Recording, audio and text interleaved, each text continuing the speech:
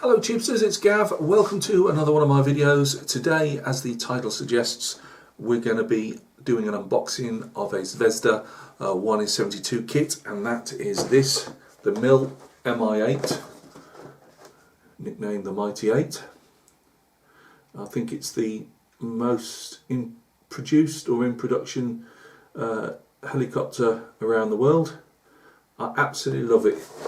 Back in the 70s and that, I was growing up, my dad was in the army, and he used to bring me back. I've said this on videos way back. He used to bring old not recruiting posters, Warsaw Pact type recognition posters up, you know, of tanks, NATO tanks as well. So obviously the soldiers could get both sides of what they're having to memorise, you know, silhouette wise and performance wise.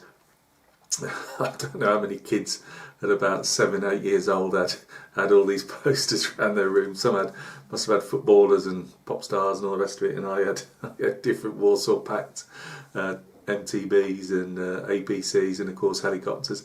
And at the time, the old MI-8, when you put it next to, say, a Puma, yeah, maybe a Wessex, is that, you know, but against the Puma and the Chinook and the Sea King and the Lynx, they look so much more Gucci, so much, we'd say in the army, so much more smooth, you know, compared to the MI-8. But I tell you what, which really stands the test of time. I mean, don't get me wrong, I love helicopters, so I don't give a monkeys if it's a Chinook, an MI-8, MI-27. I don't really care, you know, the Camovs. I just love helicopters, especially military helicopters or military helicopters in civilian service. And I've seen this knocking about for a while, and because I'd already, as you know by my stash report, I'd already bought a load of stuff that, you know, I thought the wife's going to kill me if I go and get another one, because we're not the most we haven't got the most money in the world. And anyway, I was actually going on to leave some feedback for somebody else. I was leave feedback on eBay, and I thought, while I'm here, I might as well just look what helicopters are around. You know, other helicopters. I've got the Kamov coming, and the other Zvezda one, which I've done in the stash report. And this, it was almost one of those moments where you just got to go for it. It was 50 odd minutes to go, and no bids on it. This is a it said, was it shop stock, so they're not, the sprues aren't in the bag, boxes knocked about, not overly, it's just a bit buckled at the top. Not fine by me. With my modelling skills, it's going to look a lot worse by the time it's glued together than it does on the sprue. So yeah, of course it has to come a couple of days after I did my stash report, but them's the breaks. So we're going to have a look. It looks, for me, a great little kit. We'll go into a bit more detail in it, and we'll, you know, you might want to fancy picking one up yourself at some stage. The kit is number 7230. Obviously, they come out in loads of different annotations. Just go on ScaleMates, and they'll tell you which year this was, and you know what goes on, you know, extra decals and all that type of stuff. So, guys, check it. Sorry, I'll see you down at the bench. Right guys, thanks for joining me at the bench. I've hardly got any room. This is as usual, not on the off the cuff video even. I can't get my words out today. So squeezing everything in. As you can see, I can't tell if the paper is just like a yellowy white or if it's actually just age. But I'll give you a quick squiz at what we're looking at. Obviously making a cockpit up, making the rear cargo area up, deck up. I'm actually glad to see that the clear parts don't look as if they're on one of those strips, because you can pose this open. I think with the glass, I'm gonna probably struggle masking, because as we all know, I'm learning just about everything at the moment, so I can't mask to save my life. So with all that glazing that the MI-8 has,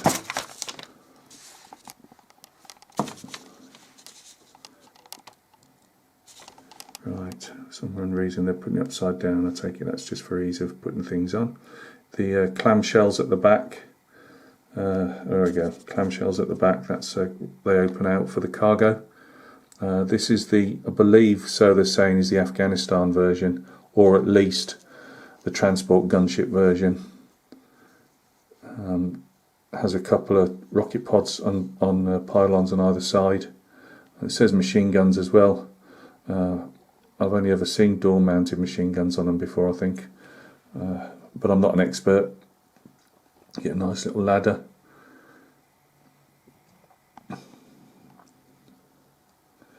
The decals I'll show now, which I'm a bit worried about. I might have to buy myself some more. These look slightly crispy, and I think they're going to be standard ones. So you can have obviously red 51, yellow 31. Bit of a cockpit decal there as well.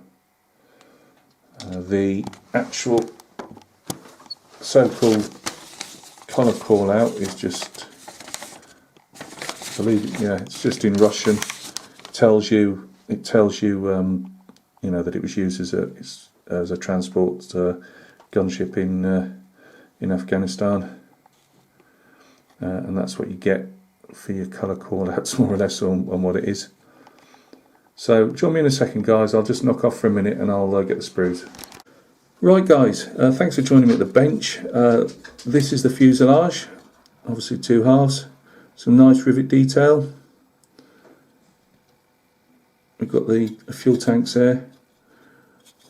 These are the clamshells, that's for you that open up. Obviously you can pose it shut. Let me just spin it round so we get an inside look. There is a bit of detail there. Now there's normally a couple of seats, if I remember rightly, it's literally like a block with a seat cushion on, as far as I can recall. Whether that's pretending to be it, I don't know. But because you can literally, I must admit, I wouldn't be like to be the guy that actually sits in the clamshell area in case it swings open. But hey, inside we're bereft of detail. Obviously you're going to have seats going in. This is upside down at the moment, but there we go. Let's have this one. So yeah, and there's sink marks obviously in it, so they'll have to come out, because if you're going to have the door posed open and the clamshells looking straight up, the fuselage open, that might be a problem. There are seats in there. Let's have a look. We've got our engine area for the gas turbines. Again, recessed plus the riveting as well. We've got our landing gear, I presume. It's amazing, I've got 2 or 3 books on the different types of Russian helicopters, and I haven't got one on the MI-8 because every time I look for one they're quite expensive or out of print. So there's lots of ejector pin marks, sink marks I should say. There's the intakes for the engines.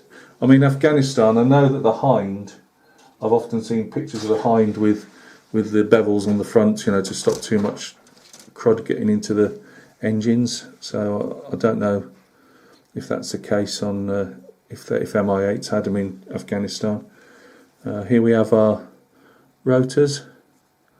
There is a bit of flash on most of the small parts, not all. Our rocket pods, but again the flash is minimal. On, you know, it's not going to take 2 minutes like that. That one there looks like it's the stick, so that's got a bit of flash around the edges, but you know, nothing to shout about. Got some seats. The wheels look like they go in 2 pieces apart from the front one, so that's going to take maybe a bit of filling. We shall see. So that's that. There's no massive sag on the rotors. There is a bit of a dip, but I think that's because the sprue's actually a bit dipped as well. Let's just have a look. If you can see that's got a bit of a bevel to it, so maybe that's just a lucky accident that they're slightly weighted. We've got these are seat frameworks, as I say, and these are the seats.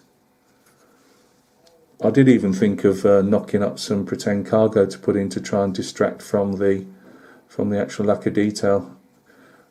Anybody wants to see a helicopter being detailed, go and check Greg of Greg's Models out. He's doing a 1 in 32 scale Chinook at the moment.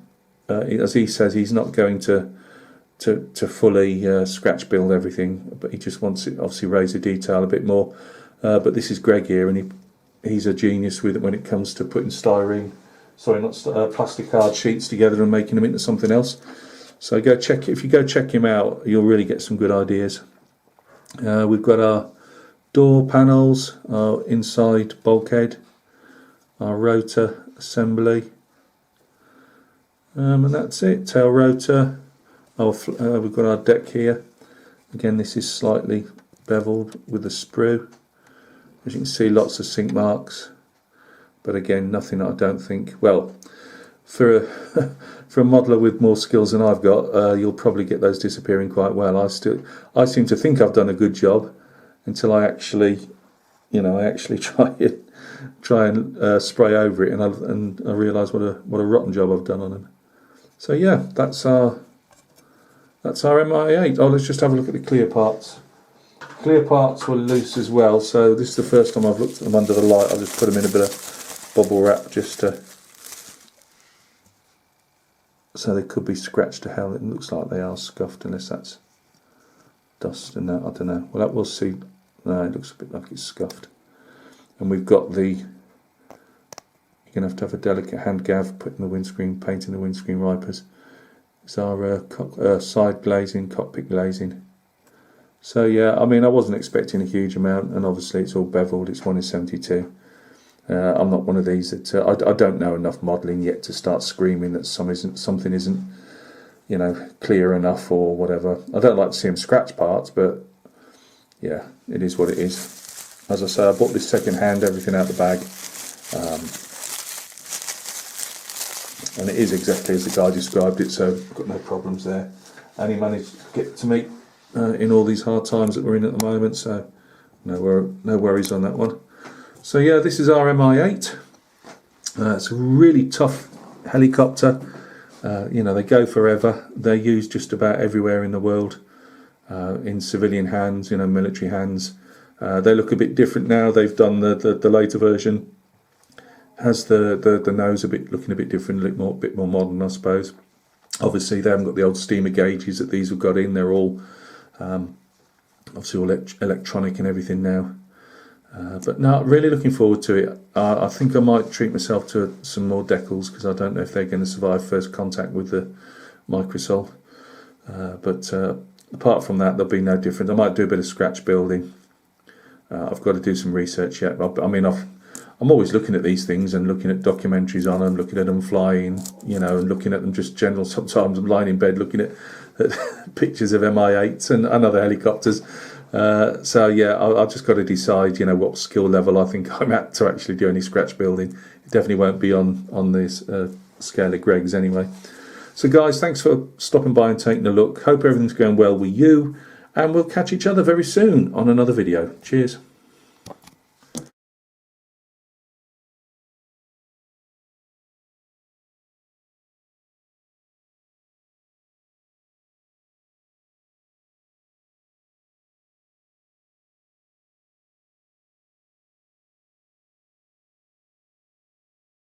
Right guys, this is the sprues. Again, I'm really sorry. Let's actually put this up a bit, because I'm compressed for space here, and it's easier to hold them up than it is. Right, nice rivet detail. These are fuel tanks along here. That's where the clamshells will go, and there are said clamshells. Nice rivet detail again on them. There's a bit of inside detail, bit of frame. Oh, sorry, that's my dog. Oh, really, Arch?